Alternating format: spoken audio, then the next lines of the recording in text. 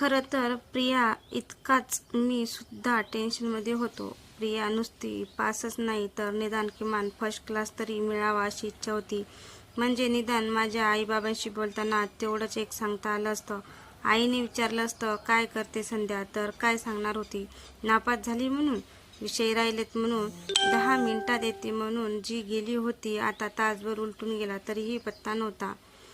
थंड झालेली कॉफी एका घोटात संपवून टाकली आणि अजून एका कॉफीची ऑर्डर द्यावी का असा विचार करत असताना प्रिया कॉलेजच्या गेटमधून बाहेर येताना दिसली.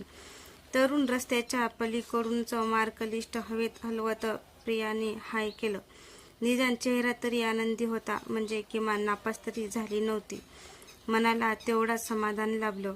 मी पटकन उठून हॉटेलच्या बाहेर आलो.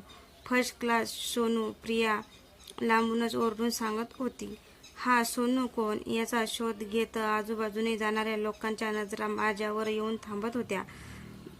इशू तोंडावर बोट ठेवत मी म्हणालो, आधी इकडे, तिकडूनच नको ओरडूस.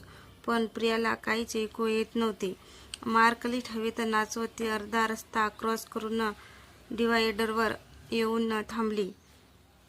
बघ बघ, फर्स्ट क्लास आहे मला. चल जाऊ तुझ्या घरी. काय म्हणतोस?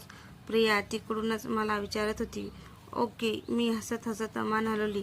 प्रियाने रस्ता ओलांडायला सुरुवात केली. त्याच वेळी समोरून येणाऱ्या एका कारकडे माझं लक्ष गेलं. प्रीती माझ्याकडेच बघत येत होती, तर कारवाला आपल्याच नादात फोनवर बोलत येत होता. तर मित्रांनो, तुम्हाला ही पूर्ण स्टोरी ऐकायची असेल तर माझ्या यूट्यूब चॅनलवर जाऊन ऐकू शकता. धन्यवाद.